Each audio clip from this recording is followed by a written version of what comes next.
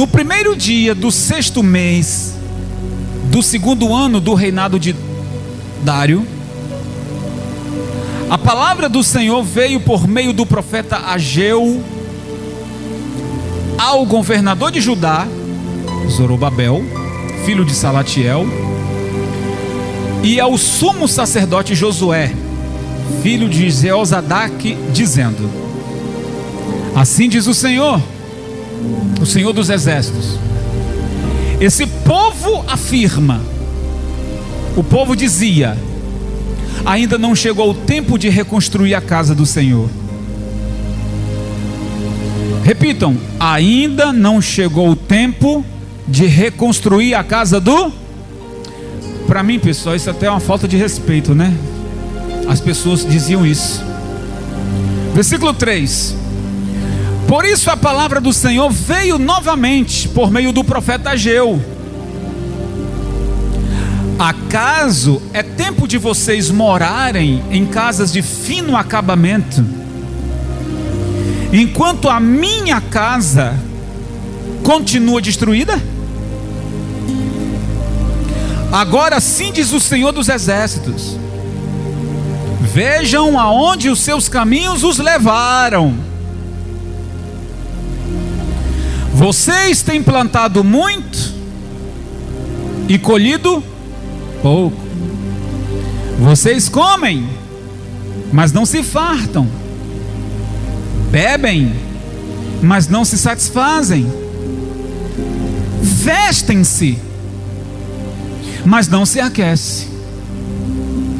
Aquele que recebe salário, recebe-o para colocá-lo numa bolsa furada. Assim diz o Senhor dos exércitos: vejam aonde os seus caminhos os levaram. Repita mais uma vez essa frase: vejam aonde os seus caminhos os levaram. Feche os seus olhos. Senhor Deus, fale conosco. Nós estamos diante da sua palavra, e nós não estamos aqui apenas como ouvintes, espectadores, mas estamos aqui como filhos, como discípulos, como servos. Eu quero aprender. Me corrija, Senhor, me repreenda, me exorte, me ensine, me alimente. Que a sua palavra, Senhor, na minha vida tenha a capacidade de transformar. Diga comigo: Senhor Jesus, fala comigo e fala no meu coração, em nome de Jesus. Amém? Por favor, preste atenção. Olha aqui para mim, pessoal, para vocês compreenderem a palavra. A gente precisa, para entrar nessa história, tem muita representatividade para o povo daquela época, mas para hoje, para nós também muita coisa. E a gente precisa mergulhar um pouco na história para entender que quando Deus tirou o povo do Egito, da escravidão, eles ainda não tinham um templo. Presta atenção, pessoal. Então eles adoravam desde Moisés, Josué, os juízes, profeta Samuel, passando por Saul, até chegar Davi e Salomão, porque foi Salomão que construiu o templo. É muitos anos. Da saída do Egito até Salomão é muito tempo. E nesse período, as pessoas se reuniam para adorar a Deus, ou no templo aberto, ou numa tenda, onde a arca do Senhor estava. Eles não tinham um templo para chamar de igreja, para se reunirem como estamos aqui agora. Preste bem atenção, pessoal. Eles adoravam reunidos no relento, debaixo de uma sombra de uma árvore, ou diante de uma tenda. Então Deus falou para Davi que ele queria um templo. Eu afirmo para você, biblicamente falando, que naquela época Deus queria ser adorado no templo. Hoje essa coisa mudou. Hoje nós somos o templo. Diga, eu sou o templo. Hoje isso mudou, tá, pessoal? Mudou na pessoa de Jesus. Na pessoa de Jesus, Jesus disse que os verdadeiros adoradores adorariam ao Pai em espírito em qualquer lugar. Aqui, em casa, no trabalho. Os verdadeiros adoradores de meu Pai, ou seja, crente de verdade, adorarão em qualquer lugar, em espírito e em... Só que no passado não era assim. No passado Deus fez questão de ter um lugar, e disse para Davi, eu quero um lugar, um templo. Davi ofertou, mas não inaugurou. Quem inaugurou foi o seu filho Salomão. E diz a Bíblia, pessoal, que no dia da inauguração do templo, a Bíblia diz que a glória do Senhor desceu e encheu toda a casa. Então encheu todos os espaços, e as pessoas que estavam no templo naquele dia também foram cheias da glória do... Vai prestando atenção aí. Que expectativa, hein? Olha, a inauguração do templo vai ser dia tal, e todas as pessoas foram para o novo templo, não, o templo, porque não havia outro, não tinha havido outro, o templo. E quando eles estavam ali adorando ao Deus de Abraão, a glória do Senhor desceu e encheu todos eles. Todos eles foram cheios do poder de Deus. A glória do Senhor os capacitou, como diz lá em 2 Crônicas 5, verso 13. Diz que a glória do Senhor desceu. Mas olha o que acontece. Aos 40 anos da morte de Salomão, a Bíblia diz que o rei Roboão, filho de Salomão, assume o trono. Tinha sangue de Davi. Só que esse Roboão, ele esqueceu-se do Senhor. Veja, Salomão, que recebeu tudo pronto da mão de Davi, teve um reinado excepcional. Roboão, filho de Salomão, teve a oportunidade de fazer melhor do que o avô e do que o pai, porque estava melhor ainda. Só que Roboão tropeçou. A Bíblia diz que Roboão esqueceu-se do Senhor, e ele dividiu o reino de Israel em dois. Olha para isso. O Roboão tinha tudo para fazer melhor que Davi, tinha tudo para fazer melhor do que seu pai Salomão, mas ele racha o povo, a nação, se divide em duas. Chamaram de reino do norte e reino do sul. O reino do norte, capital cujo nome era Samaria, e o reino do sul, cuja capital era Jerusalém, ou o reino de Judá. O povo se divide. E aí, pessoal, a gente já aprendeu há muito tempo que um reino dividido não... gente, presta atenção na mensagem, pessoal. A gente já aprendeu, um reino dividido, ele não prospera. Não prospera. O que a gente aprende com isso? Nós somos cristãos, filhos de Deus, servos do Senhor. A gente não pode viver dividido. A gente não pode ir dizendo, eu sou bom, o outro é ruim. A gente não pode ter essa ideia. Se nós servimos a um único Deus, nós temos que ter a humildade de poder respeitar os nossos irmãos, por mais errados que estejam. Cada um vai prestar conta com Deus, sim ou não? Mas a gente não pode apontar e dizer assim, eu estou certo, você está errado. Gente, quem vai julgar é Deus. Quem é que vai julgar? E uma vez que há essas indiferenças, o reino está dividido, o reino está quebrado, não é? Se o reino é de Deus, só vai entrar lá quem ele quiser. O reino é nosso ou é de Deus? De quem? O reino não é nosso, não. Não foi a gente que construiu. O reino é de Deus, e Ele permite entrar quem Ele quiser. Então a pessoa que eu estou julgando como indigna, Deus pode fazer ela entrar e fazer eu ficar de fora. Não é não? Eu julguei a pessoa que estava errada, aí Deus deixou ela entrar e deixou eu de fora. O reino não é nosso, pessoal. O reino é de Deus. Aí vem o Roboão e ele racha o reino de Israel. Eram 12 tribos, ele dividiu: reino do sul, reino do norte. Então agora tem 2 reis. Agora tem um rei em Samaria e tem um rei em Jerusalém. Tudo errado. Consequências disso: o rei Roboão morreu, veio um outro rei. Aí Israel ficou nessa: entra um rei e sai outro, entra um rei e sai outro.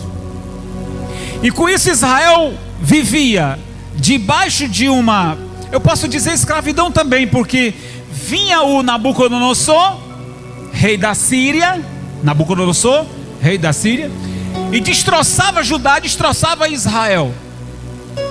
Aí vem, Deus levanta Neemias para reconstruir os muros de Jerusalém, reconstruir a cidade que fora destruída pelos assírios, pelos persas,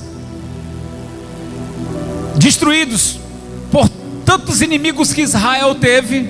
Mas Neemias foi lá e disse: vamos levantar os muros. Ok, Neemias consegue levantar os muros de Jerusalém. Agora você vai entender o que eu disse no início da pregação, se você está entendendo. Quando Neemias vê os muros reerguidos, que ele conseguiu com sucesso, estava faltando o principal: a presença do Senhor, porque o povo estava dividido. O que adianta ter a prosperidade de uma cidade, a riqueza de uma cidade, mas a presença do Senhor não está lá? Adianta alguma coisa? Então Neemias despertou para isso. Ele disse: ô Senhor.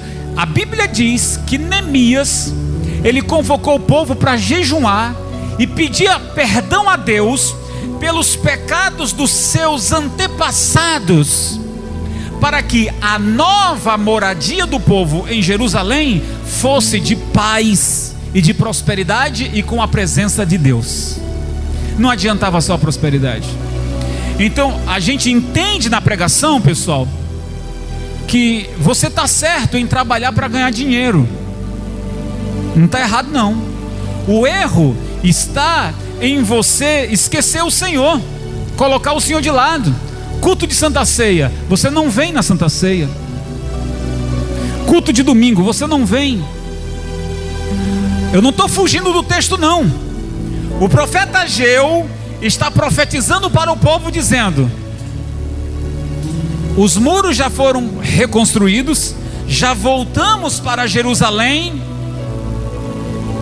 mas vocês dizem que não é hora de reparar os muros da casa do Senhor, porque vocês só estão preocupados com a casa de vocês, os palácios de vocês, o terreno de vocês, as plantações de vocês. Vocês dizem que canseira, não é hora de restaurar o templo do Senhor. Como não? Como não é hora? Então Israel vive, como o profeta Ageu está dizendo: vocês comem, mas vocês não. Alô pessoal, alô gente. Vocês comem, mas vocês não se fartam.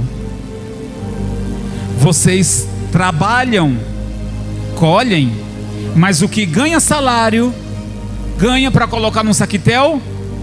A expressão disso é: você até ganha bem, mas o dinheiro some. como se colocasse num saquitel. A expressão dessa palavra do profeta Ageu ao povo é o seguinte: vocês não percebem que vocês plantam muito, mas vocês colhem pouco, que vocês vivem doentes, que vocês vivem sem paz. O profeta Ageu está dizendo: vocês não percebem que pela ignorância de não se preocupar com o templo, de não se preocuparem com o templo do Senhor, e se vocês só se preocupam com vocês, vocês não percebem que é o próprio Deus que está fechando essa torneira. Vocês não percebem que é o Senhor que não permite vocês prosperarem, porque vocês esqueceram-se do Senhor. Vamos lá, pessoal. Ageu capítulo 2 agora. Vamos mudar o capítulo. Capítulo 2 e o verso 1. No dia 21 do 7º mês, veio a palavra do Senhor por meio do profeta Ageu. Pergunte ao governador de Judá, Zorobabel, filho de Salatiel, e ao sumo sacerdote Josué, filho de Zeozadaque, e ao restante do povo o seguinte. Só lembrando, esse Josué aqui não é o Josué de Jericó não, tá, pessoal? Versículo 3. Mandou perguntar: quem de vocês viu esse templo em seu primeiro esplendor? Está perguntando. Comparado com ele, não é como nada o que vocês veem agora. Coragem, Zorobabel, declara o Senhor. Coragem, sumo sacerdote Josué, filho de Zeozadaque. Coragem ao trabalho ao povo da terra, declara o Senhor, porque eu estou com vocês, declara o Senhor dos exércitos.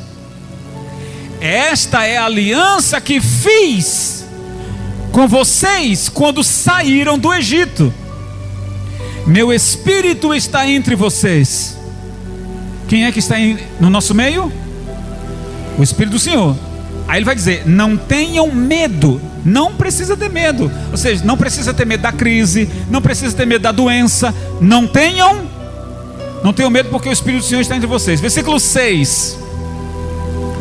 Assim diz o Senhor dos exércitos: dentro de pouco tempo farei tremer o céu, a terra, o mar e o continente.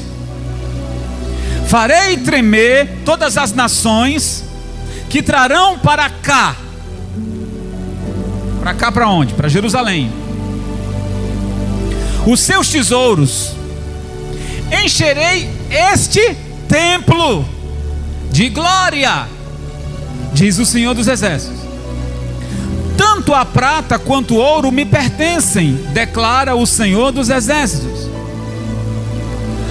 A glória desse novo templo será maior do que o antigo, do primeiro, diz o Senhor dos exércitos. E nesse lugar estabelecerei a paz, declara o Senhor dos exércitos. Amém, pessoal? Então entenda a expressão profética desse texto. Após as invasões e guerras, pessoal, Israel não tinha onde se reunir para louvar, para adorar o Senhor. A guerra destruiu tudo.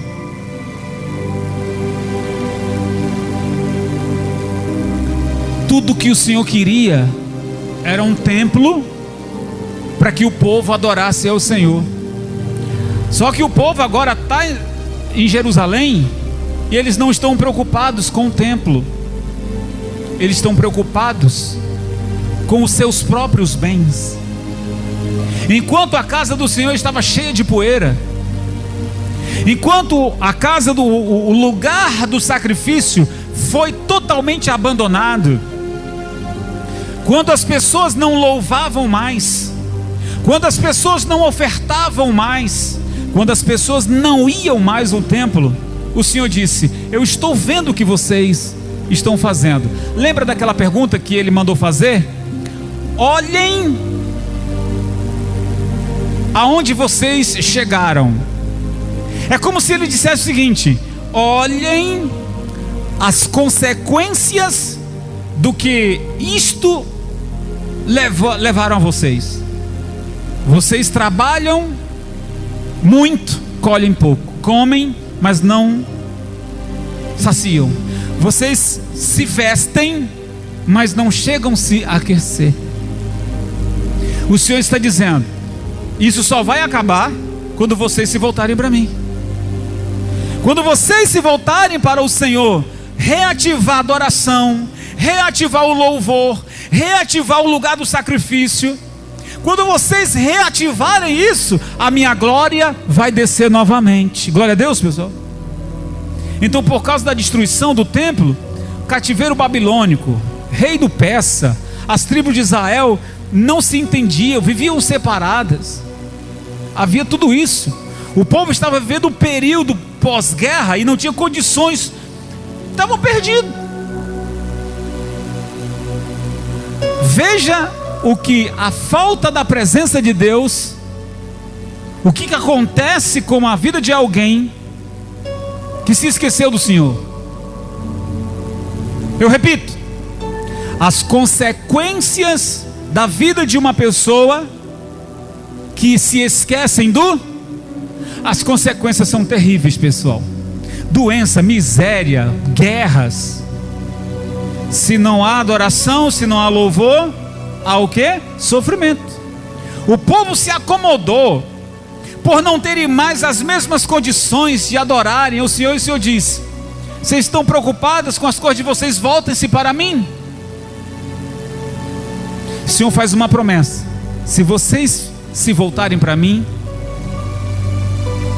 a minha glória vai descer novamente. O profeta vai perguntar para o governador e para o Josué, vai perguntar, e para o povo também: ei, vocês que são mais velhos, vossos pais falaram para vocês como era o primeiro templo? Os seus antepassados falaram para vocês como foi? Porque o primeiro templo foi destruído. Eles falaram para vocês como eram? E eles: sim, nossos pais, nossos antepassados disseram, falavam, nossos avós diziam como era o primeiro templo. Aí o profeta está dizendo: e esse aqui? O que vocês acham? Aí eles disseram: esse aqui está muito bonito, só está abandonado, né? Está muito bonito, é muito bonito, só está abandonado. Aí o Senhor vai falar na boca do profeta, vai dizer o seguinte: pois se vocês se voltarem para o Senhor, a glória da segunda casa, essa, será maior. Se os vossos pais disseram que a primeira era maravilhosa, que a primeira era isso, que era aquilo, essa segunda aqui será maior, mas com uma condição: vocês precisam o quê? Se voltar para o Senhor. Se vocês se voltarem para o Senhor, a glória será maior. E aí, gente, eu quero, permita-me fazer esse ponto, ligar esse ponto do passado para o presente. Já falei para você sobre a história, já falei para você sobre o passado. Agora vamos trazer essa palavra para hoje, pontuar ela para hoje. A adoração que Deus quer hoje não é só no templo, 4 paredes. No passado era, hoje não. Só que o templo hoje é você. Diga: eu sou o templo. Eu sou o templo, você é o templo.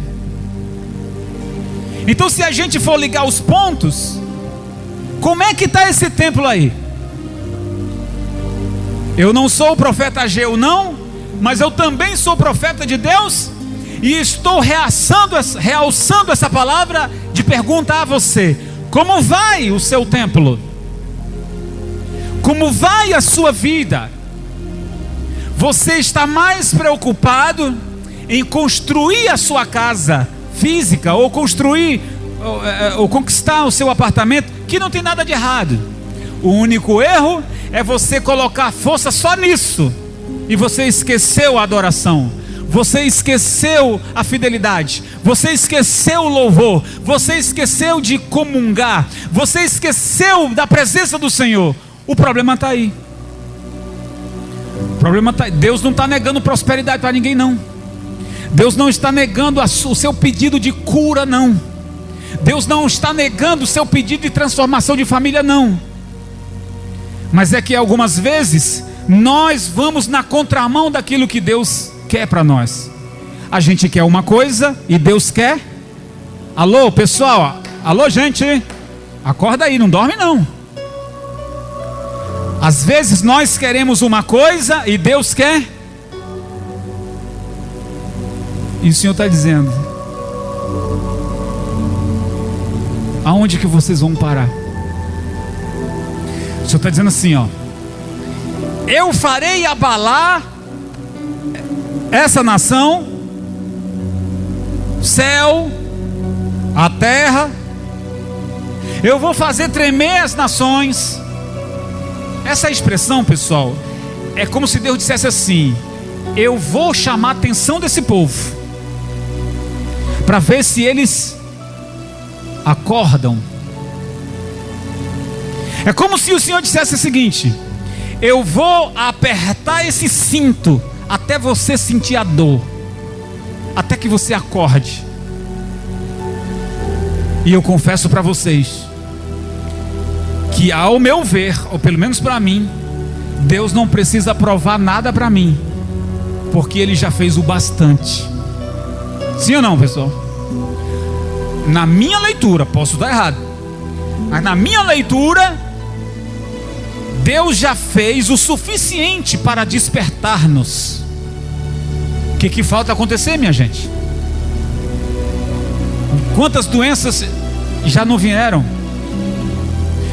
Quantas questões ruins aconteceram? Guerras, fome, e pandemia, e sei lá, tanta coisa, chuva, e morte, e cai avião, e quando cai parece alguém chacoalhando uma árvore cheia de frutos que começa a cair aqui e acolá.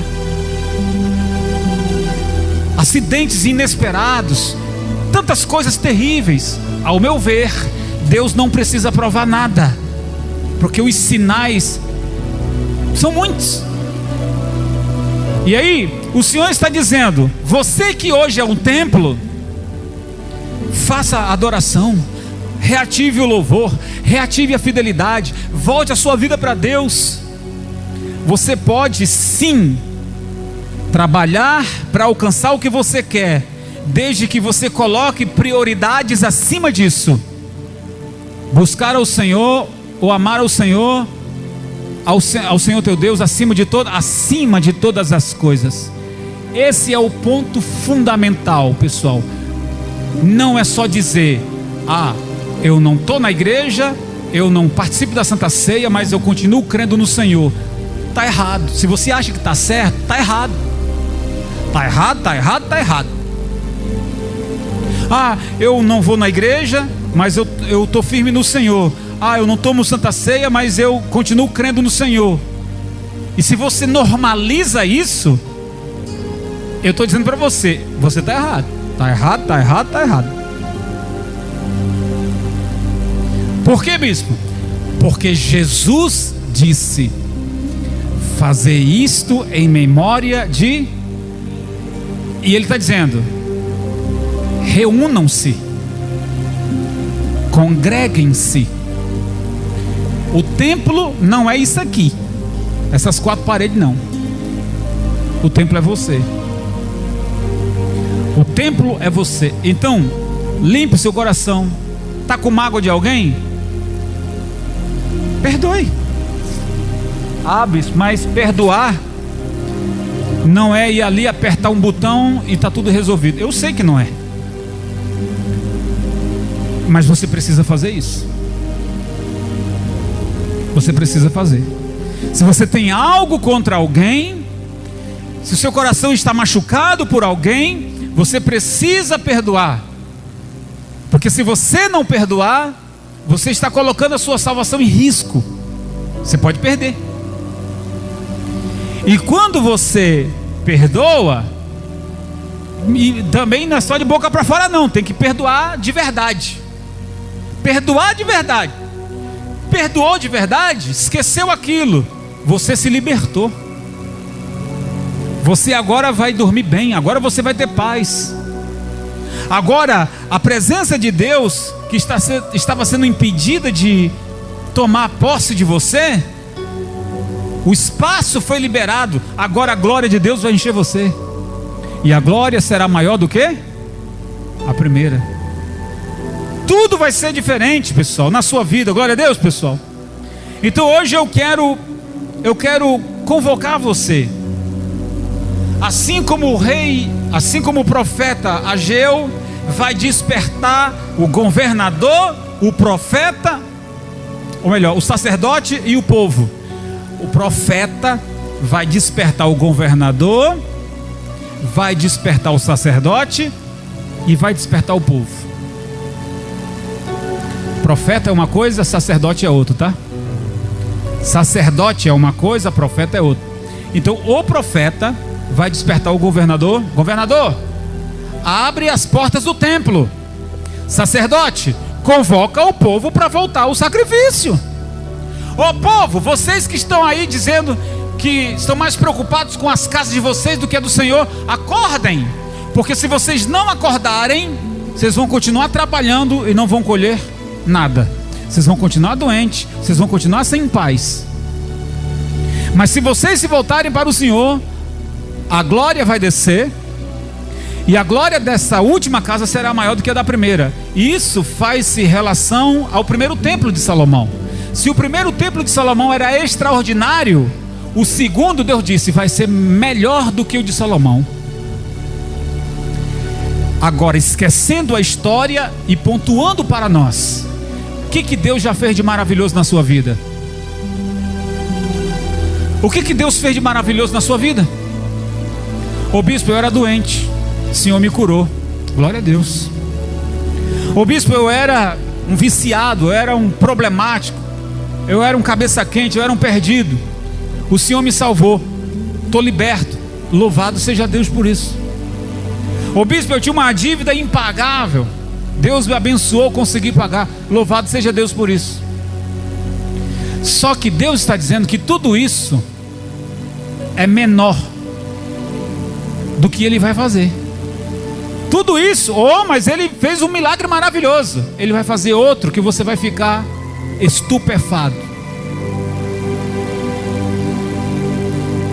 Mas Ele já fez um maravilhoso, Ele vai fazer o maior na sua vida, porque é a promessa dEle. E isso em todos os sentidos, na minha saúde, na minha prosperidade, na minha família, mas principalmente na minha comunhão com Deus. Eu preciso crescer espiritualmente falando. Glória a Deus, pessoal. Vocês entenderam essa palavra, sim ou não? Então hoje você é o templo de Deus. Zele por Ele. Seja praticante da sua fé. Não tenha um nome de crente por ter. Aliás, você não se envergonha de dizer que é crente não, né? A gente fala assim, eu sou evangélico. Eu sou... Tu é o que, irmã? Nós somos adoradores. Amém? Somos o quê? Adoradores. E quem é adorador não tem vergonha. Adora em tudo que é lugar. No ônibus, no trabalho, enfim. Adorarão ao Pai em espírito e em verdade. Em espírito quer dizer caráter. De verdade quer dizer na prática do dia a dia. Não é só domingo, não é só 6 horas da manhã, é em espírito e em verdade. Você veio para cá hoje, seu culto começou quando você acordou. Você acordou hoje, começou o seu culto. Você já começou nas suas orações. Já viu Já viu aquelas pessoas que de outras religiões vão para Canidé a pé, sobe a escada lá do Padre Cícero de joelhos? O muçulmano que bota o seu tapetezinho lá, aonde for, na rua, no elevador, no mercado, e faz as suas orações, sem se preocupar com o que os outros vão dizer. Quem já viu isso? Já viu? Se na rua eles fazem, mostrando para todas as pessoas, que dirá dentro de casa, ou enfim. E nós? E nós? Só na igreja e abrindo a boca, morrendo de sono. É assim? Só louva na igreja com aquelas palmas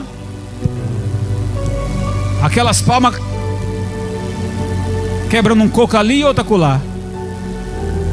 Como é que é a sua adoração? É em espírito e em verdade. Como é que é a nossa fé? Então, minha gente, nós precisamos melhorar muito. Nós precisamos melhorar muito. Se queremos mesmo ter essa glória na nossa vida, nós precisamos zelar por esse templo. Esse templo é do Senhor. Eu tenho que cuidar dele, eu tenho que limpar ele, eu tenho que zelar por ele. E sem falar, pessoal, para terminar mesmo, que Satanás, ele quer ocupar. Olha como Satanás ele é invejoso, né? Nós somos o templo de Deus, sim ou não? Mas o Satanás quer habitar em nós. Quem fez foi Deus, e o Satanás quer o quê? Habitar, possuir. Você é alguém feito pelas mãos de Deus. Você é prioridade ou propriedade de Deus. Mas o inimigo quer possuir você. O inimigo quer possuir aquilo que não é dele. Quando um espírito imundo sai, ele anda por lugares áridos procurando algum lugar, não encontra, ele volta e diz: eu vou voltar lá, eu vou voltar para lá. Está vazia. Ele entra, está vazia, e traz mais quantos companheiros? Piores. E o inimigo, ele vai se apossar daquilo que a pessoa deixou entrar. Pode entrar. Então entrou a mentira, entrou a lascívia, entrou a, sei lá, entrou tudo que não presta. Tudo que aí trouxe, o Satanás trouxe tudo, e ele está possuindo algo que foi criado, feito pelas mãos de Deus. Mas quem abre a porta somos nós, pessoal. Quem abre e fecha a porta somos nós. Então expulsa, tira aquilo que não agrada a Deus. Limpe. Seja mais ativo na sua fé. É isso que queremos dizer. No ponto alto disso é isso. E aí a glória desce, não vai ter espaço mais para o inimigo. Glória a Deus. Com isso, você vai crescer espiritualmente. Se você cresce espiritualmente, então você também prospera. Se você cresce espiritualmente, então você consegue ser um bom pai, uma boa mãe, um bom marido, uma boa esposa. Se você consegue ser fiel a Deus, você consegue ser fiel ao seu marido. Você consegue ser fiel à sua esposa. Se você consegue ser fiel a Deus, você consegue ir bem no seu trabalho. Se você consegue ser fiel a Deus, então você consegue fazer suas atividades perfeitas. Porque primeiro você consegue servir e ter o temor a Deus. Tenha isso em mente. Pratique isso. O inimigo jamais vai surpreender você. O inimigo jamais vai conseguir abater você. Não vai não. Não vai porque você está firme, você está alerta. Quem recebe essa palavra, diga eu. Fica de pé, gente, e glorifica bem forte o nome do Senhor. Que suas prioridades sejam colocar Deus em primeiro lugar. Uau, que alegria ter a sua companhia aqui. Desejo muito que você aplique tudo que você aprendeu. Meu desejo aqui é alcançar o maior número de vidas para Cristo através da palavra. Então compartilhe esse vídeo para com seus amigos. Que o Senhor te abençoe e te guarde sempre. Fique na paz e até a próxima.